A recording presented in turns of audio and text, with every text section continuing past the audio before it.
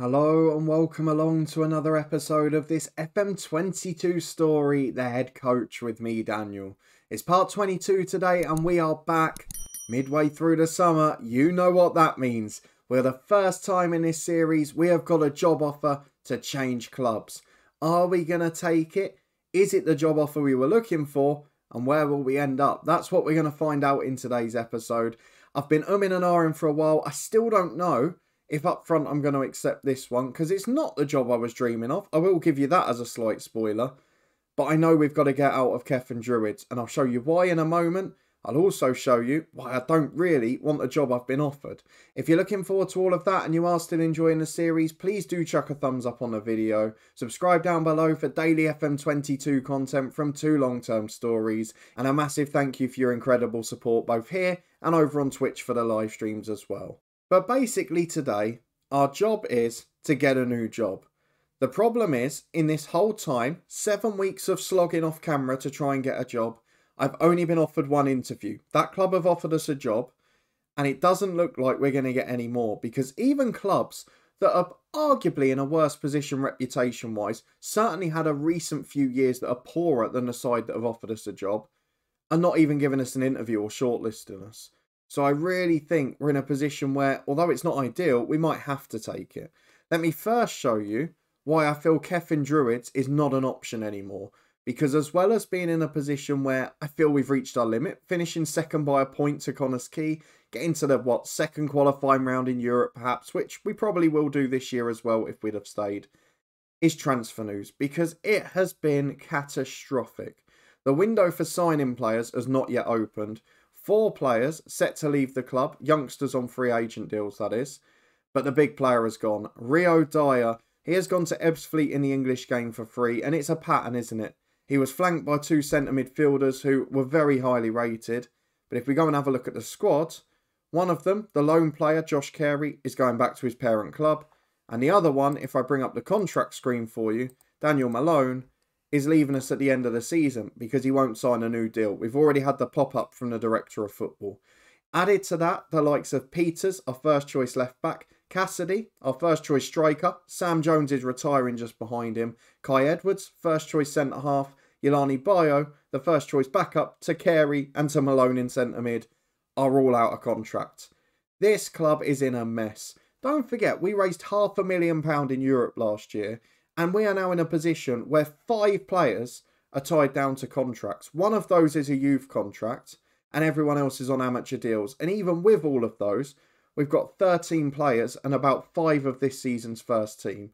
It's embarrassing. There is no way for me that I can trust staying at Cefn Druids, because I know that squad won't be built in time for Europe, and I know it ain't going to be stronger than last year. That is a massive problem for me. What I am a little bit concerned about is the job offer we've received. We'll take a little look at the job centre in a bit and see the other jobs we've applied for, not been given interviews at, etc.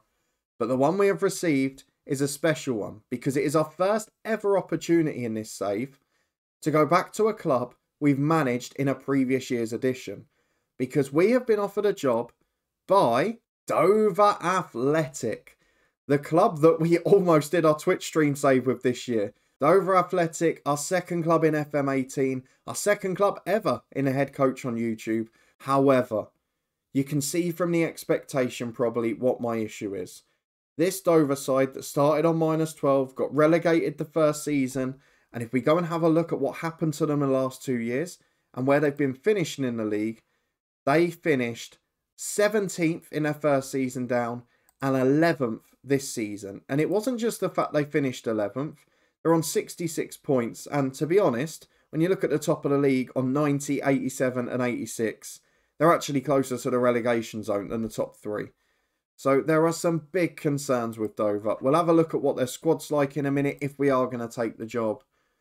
But I really don't know, because their expectation to get us to take the job was that we must win promotion by winning the league. And I don't know if that's possible. And I don't know what position we're in if we were in 3 years of hard work by getting sacked in the lowest tier of England.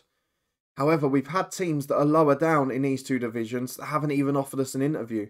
So can we really decline a chance? Because at the moment, our career is just stagnating.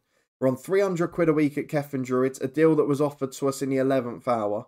And Dover are coming in with 425, a bigger wage bill slightly, and a transfer budget. I don't see how we can reject it.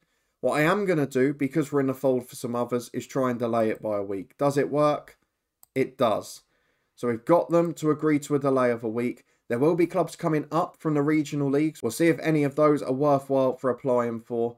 And very quickly, before we skip ahead to that week, I'm going to show you what we have been going for recently. So essentially on this screen that you're seeing now, we have applied for every job bar the top elite level jobs. So we have applied for jobs in the likes of Northern Ireland with semi-pro clubs, in Iceland, in Hungary, in League 2, in the National League North and South. And that's where it gets a bit interesting if we go down. Because my theory on Welsh clubs in the English Pyramid taking a punt on us is not forthcoming. Because Newport and Wrexham both failed to shortlist us. What did surprise me a bit is that we were offered an interview and a job by Dover after Hereford, and in particular Stalybridge Celtic, had rejected us from even being shortlisted. So that's what's making me think, can we decline another job? I know it's hard to tell from watching these episodes and that, but we have been going relentlessly for the last 7 weeks, trying everything we possibly can. So unless a big side comes up from the regional leagues, or we do miraculously get a job offer out of somewhere, I'm going to have to take it. Dover Athletic looks almost certain to be our next job. We'll be back in a week to see if we've had any change to that news. We are back 1 week later. The offer has returned from Dover Athletic. But let me show you what else has been going on in the job centre and what sides have come up from the English regional leagues, what other jobs are about. So, for a laugh, we applied for all of the jobs that came up. There were a few. Ironically, Bognor Regis, the first club we managed in FM18, could have done it the same way round. Bognor, then Dover. There was also Farnborough and Nuneaton, former National League sides, and FC United, who have had a bit of backing in the past. But none of them are bigger than Dover. We've got to be honest. Dover is closer to home for us in the south of England. We've got to factor that in for realism. And we can't sit here and risk unemployment or staying at a club that is going to get us sacked or is going to go backwards this year. So our only chance to change our destiny is to take the plunge, to go to Dover, where we have got a mammoth task on our hand to try and win promotion. I'm hoping if we can get into the playoffs and win the playoffs, they'll let us off for not winning the league, because we'll still have taken them up to the National League. But a club that was in financial ruin, that of course got relegated just a couple of years ago, it's going to be one hell of an ask. What we're going to try and do is work the wages up slightly. We want to get up to at least 500 quid a week to make it a big worthwhile step up financially too. Something we do crudely have to factor into this realistic save. Although it did say there, end of current season reach the playoffs. So we'll have to keep an eye on that, because we've promised, will that override? Or have they just changed based on what they've got left for this season? I don't know. So let's keep the percentage of compensation. It's only a 1-year deal. Let's see if we can get up to 550. So they've come straight into 500. Can we get 525? No, 500 is going to be the limit. However, we've almost doubled our wage. We're going back to England. We're going closer to home. Cheaper travel. I don't think we can complain. It's a realistic move. It's not the one I really wanted to take. It's not the job I was hoping for. But we were at the stage with Cefn Druids where I feel we had to get out. And it might well be a poor gamble in the end, but it's a gamble I've had to take. We'll be back in a minute for our first day at Dover. Your favourite part of this series. You get to see the new staff and the new players we're going to get to work with at our new club. And here we go. The cameras are out as we join Dover Athletic. Our record actually in our career, 66 wins, 33 defeats, 21 draws. That's not bad going, is it? We've got to bring immediate success. We are definitely under pressure. There was a different favourite for the job who was spotted having an interview, so we must have come across well in that meeting. We did win Premier League Manager of the Year in Wales the year before last, not last season. And we've got our favoured 4-4-2. They're still talking about a cup exit in 2022. Not the fact that we've managed in Europe and we're now in a National League South. No, pick out the important bits, why don't you? But Dover have got a new manager. It does mean in the next episode we'll get to keep an eye on Cefn Druids as well. However, this is a big moment for us. It is a big gamble to take a job where we have to win the league. And with a side that probably isn't predicted to do so. Let's see where the media rate them and what we've got at our disposal. So, media prediction is third. That's not a good sign for a team that's got to win the league. But it should suggest that we'll be up in the top 7. And maybe we can do our little playoff route if we prefer. Though the playoffs is a big gamble. The reputation's 1.5 star, which is a big step up club-wise from Cefn Druids. Maybe that will help our manager reputation along as well. Of course, we are training for that second coaching badge already. Thanks to Cefn Druids for paying for that, by the way. The Crabble Athletic Ground, 6,500. We're going to get much bigger attendances, I would think, than we did when we were in Wales. And a big step up in training facilities. Adequate for those and youth facilities. Really good. The recruitment's not great, but we don't need to work on that for now. Transfer budget and wage budget are solid. This club's in decent nick. Let's see what we can achieve. No director of football and no assistant manager. The chairperson is going to be very busy early on here. Let's move on to our preferred best 11. Matt Everett on the left wing. We definitely had at Dorking, or one of our saves around that era. And I'm pretty sure that's the Liam Coyle, who was a very big influence in the early years of our banger save. It is. What a defensive midfielder he was. If you didn't follow that story, you won't have a clue who he is, but he was an absolute legend in one of my favourite saves. So someone will remember fondly, but him and the other two loan players going back to their parent clubs in 4 days. So we've not got long to enjoy him. Let's move on to the next screen where it's now back to promotion by winning the league. So it is overridden the expectations in the offer by what we agreed to in the interview. We've got to reach the first round of the FA Cup, which is 3 qualifying rounds, including one with National League sides. Of course, we've managed in the National League South in our Hemel Hempstead one club story. I don't know how this is going to compare. Of course, we'll probably come up against them here. And then once we get up, look to build in the Vanarama National. But if we go up, quite frankly, I'll look to take advantage of what we've achieved. So that is the welcoming message from the chairperson. Let's have a look at the staff. Let's have a look at the squad. The bit that we're all waiting to see. We'll start with the staff. There is not much in terms of a staffing team left. There is no assistant, we know that. No director of football. No head of youth development.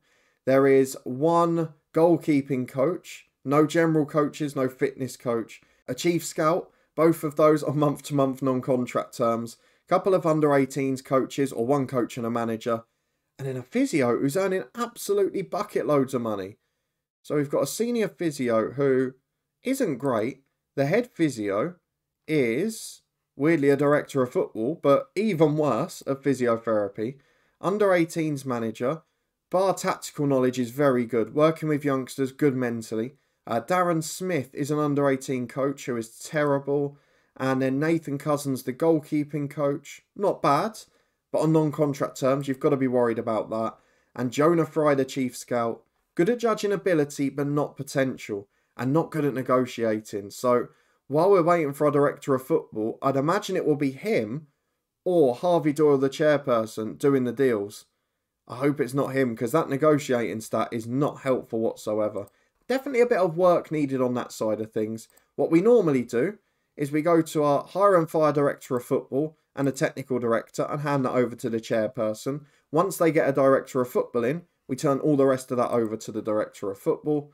And then when it comes to contracts, we'll have to do the same for now, but with all of them, because some of these might be out of contract soon and we haven't got anyone in. And that's probably the negative side of joining on the 24th of June, or the 26th of June even. There's 4 days to get deals wrapped up. And it is Jonah Fry who will discuss contracts with the players. And weirdly, Harvey Doyle who will negotiate player signings, but Jonah Fry who will initiate them. That's a very interesting way of doing it between chief scout and chairperson. In terms of the squad though, let's go and have a look. Have we got any good players in the development centre? Because we did have a club culture item to develop youth. Is there quality? Please be a pleasant surprise. Oh, there's only one Seamus Coleman, or is there? Because we've got a 15-year-old attacking midfielder from Northern Ireland. I tell you what, he's a decent finisher. Not got great determination. Has my favourite player trait though, in place his shots. Good finisher, not great composure, but everything else, the pace, the off-the-ball movement, the first touch even is just about there. Bailey Elam is a midfielder. Not bad, solid enough for the bench, 4-star potential. And Javane Fidley, a 16-year-old centre-half. Versatile, can play the holding role, exceptional mentally, and a really good player. Only 5'11", which isn't great for a centre-half, but as the coaches have mentioned, in the sitting midfield role, could be a real gem for us in the odd game. So 3 youngsters there that might well have a role to play in the first team. We'll find out as the season goes on. For now though, let's get to the senior squad. And the alarm bells are very much ringing. We've got 3 loan players and half of the rest of the squad that are out of contract in 4 days. And literally nothing has been done. That is 7 senior professionals. A couple of them on big money as well. A couple of them on full-time deals as well. 3 loan players that were obviously involved. And that leaves us with 1 more youth player in the squad. 6 more senior players on contracts. And 4 on non-contract terms. It's basically the same as Cefn Druids. This might be a horrible mistake. What we're going to do is get the reports up and hope that the ones who are out of contract aren't the best in the squad. Or 2 of them are. 2 of them are right up there. However, the best player is tied down, but wanted by Tranmere Rovers. Geez, that player is going to be decent. So let's get the 7 that are under contract out of the way. James Bibbo is a 15-year-old striker. Similar again, really. Not a bad finisher. Good first touch and technique. Decent off the ball. Better composure.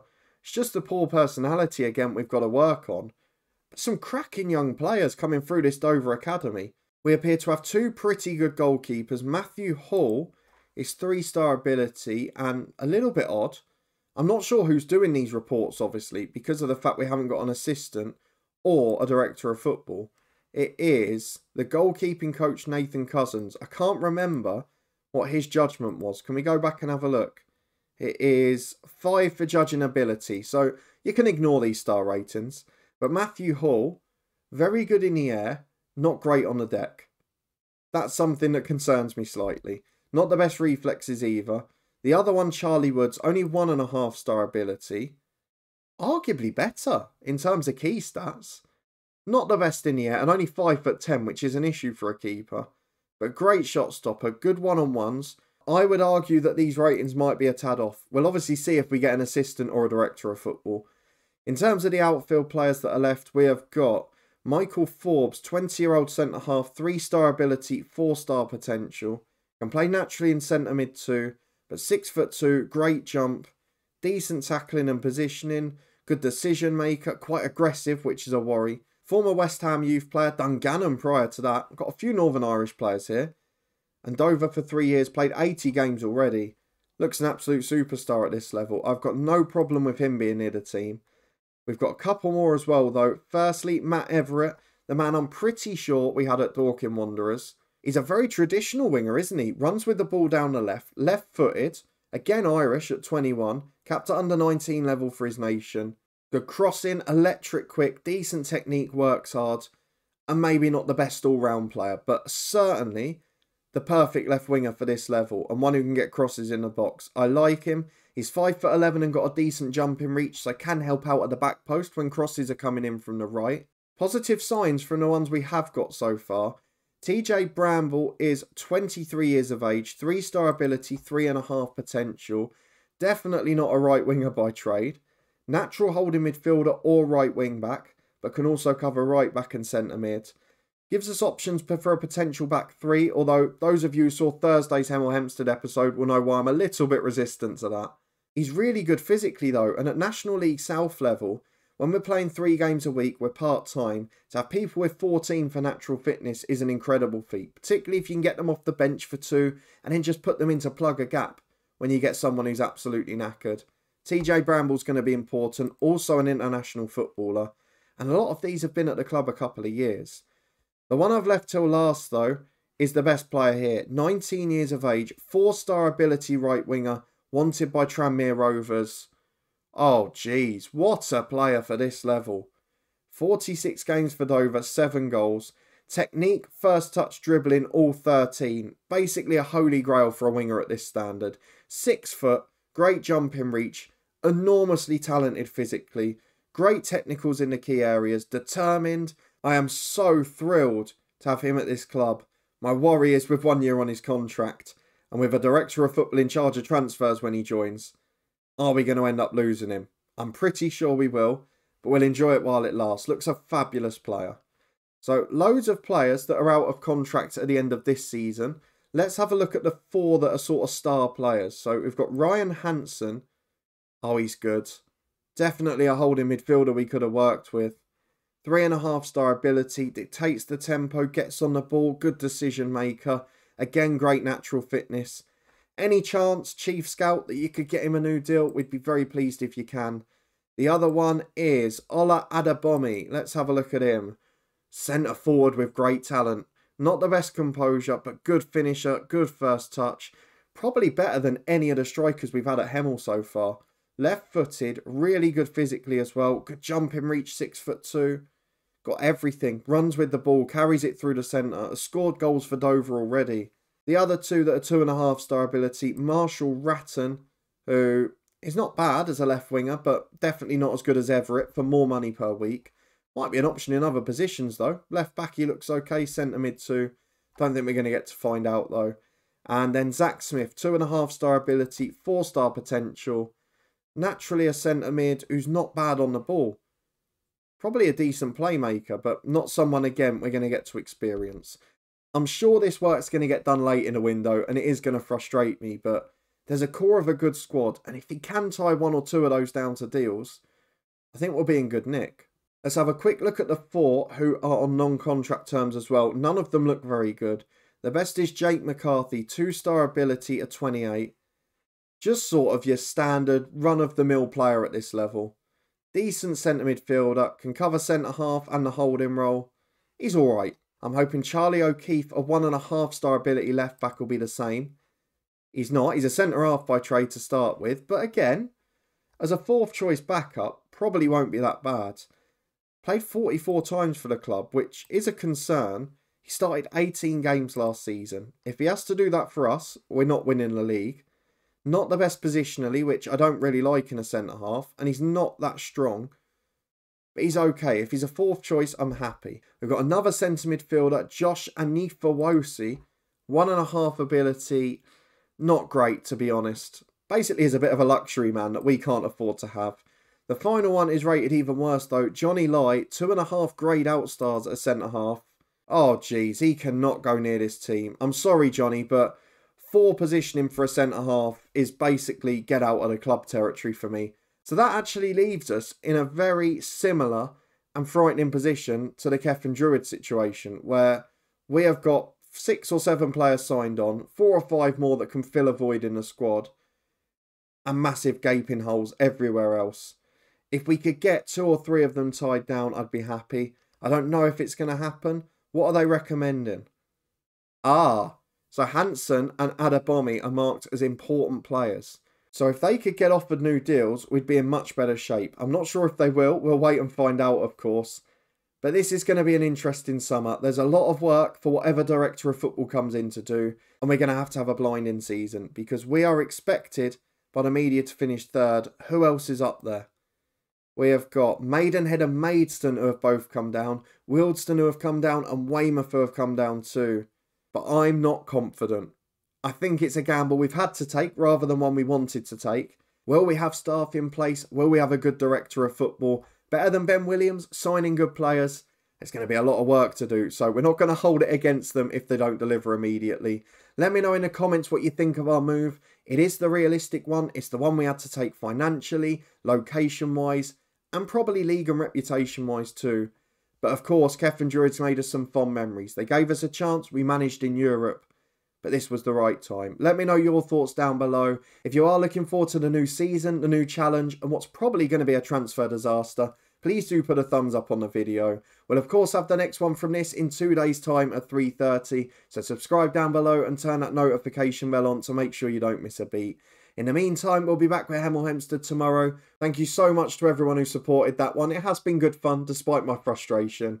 And of course, we've also got the Twitch channel for regular live streams. But thank you for your support as always, for following my first job change in the series so far. We're back in England, we've got work to do with Dover, and we are going to be so reliant on our chairperson, our chief scout, and then our director of football. Will they deliver? Join me next time to find out.